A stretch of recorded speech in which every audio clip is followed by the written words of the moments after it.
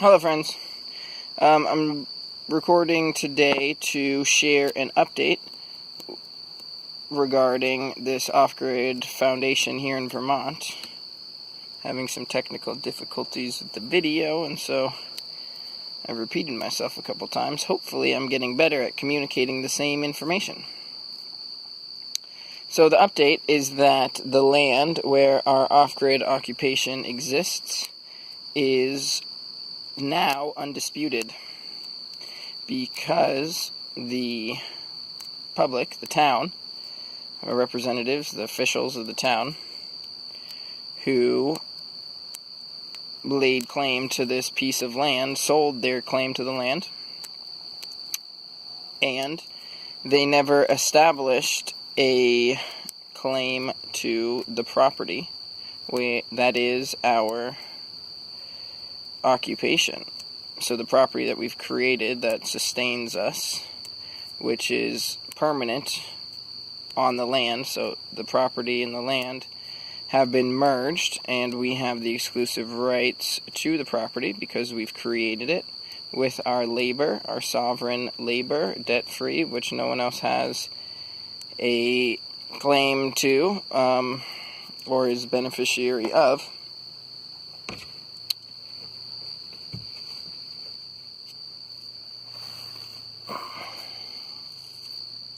And so, the town never established any claim to the property that is our occupation. They claimed a lot of land, and they reviewed part of that lot of land to establish their claim to that before selling it. However, they didn't establish their claim to the entire lot of land, so it was about 15 acres, and on about 2 acres of that lot is where our occupation is. So they never realized that this occupation, this community, been here for 4 years. They didn't even realize we were here.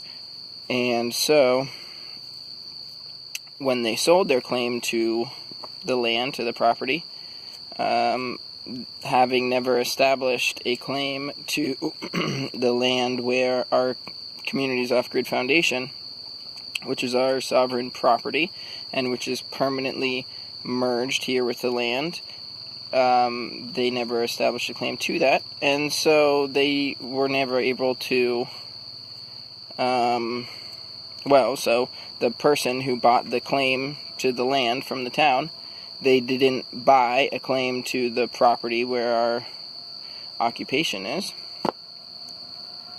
because the town never established a claim to be able to potentially sell it. So, what's happened is that the person who bought the lot of land, they do not dispute the reality, the ownership, the rights of our community to the property that we've created, or to the individuals of the community to their property. Either way. The point is that there's no longer any dispute, so there's no other claimant to the land, and our community doesn't claim the land, we claim the property which has been merged with the land. So because we claim the property, because we've created it, and so there's no one else to claim it, we also have an inherent right to the land because the two are merged.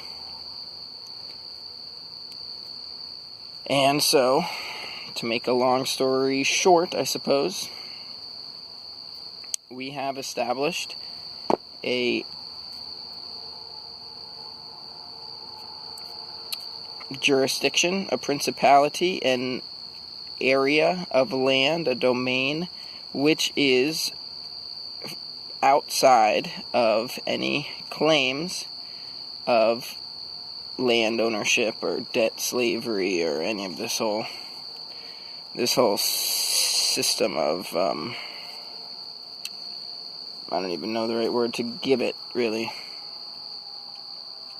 But we've essentially freed this land, and in so doing, the land has been freed by free sovereigns, and it provides for free sovereigns, and so it's a free, sovereign, I mean, you can use different words. It can be a land, it can be a state, it could be a nation, it could be a community. Where you get your legality comes from what is inherently true. Therefore, the explanation doesn't need to be given in legal terms. It can be given in truthful terms. And any sort of dispute from a legal perspective can be dealt with from a place of truth, because there is no dispute in truth. It's simply free and sovereign people, creatures, and land.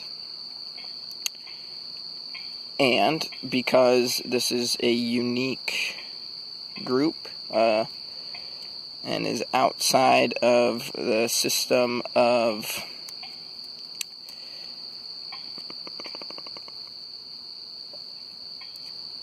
a sovereign nation, which requires its citizens to surrender their own sovereignty onto the state, we do not fall into that categorization, and therefore we are we have our own jurisdiction, and for any sort of judgment by peers, for a sovereign to be judged by his peers, the peers must be sovereign, and therefore any jurisdiction where the potential jurors are not sovereign cannot be representation of peer justice, or peer review of justice, I suppose. So we have our own justice system, our own jurisdiction, which is why I have no concern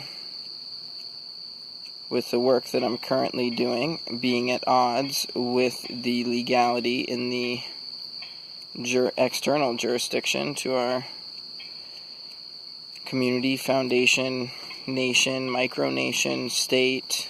I'll figure out the proper vocabulary, but for now we'll just call it a sovereign jurisdiction.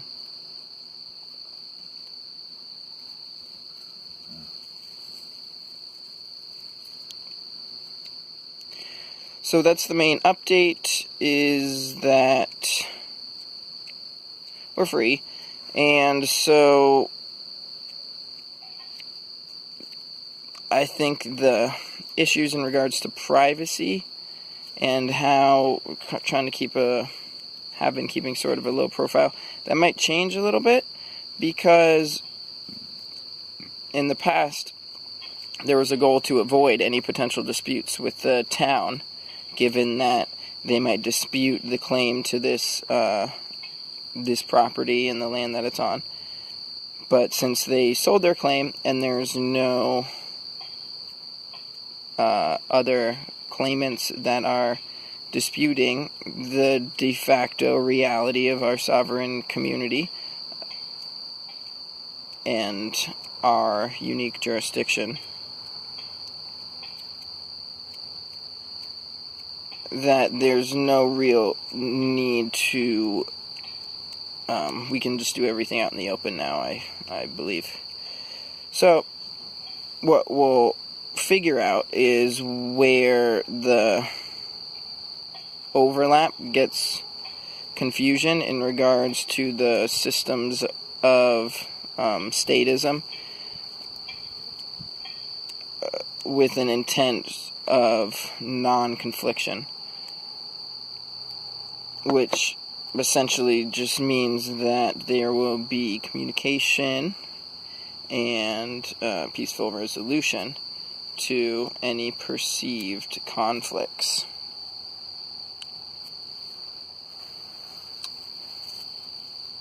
We will be developing a standard of trade and currency, and we will be developing further products available for trade and purchasing as the production of our community, our foundation, I think I'm just going to work with it's a sovereign foundation, because there's no sort of registration, there's no need to found it upon anything than the ground, the earth, the truth of the people who exist in relation to that being, that community, that organization. So we're sovereign foundation, so I'm going to go with that vocabulary for now. And we have, sometimes I can repeat myself because,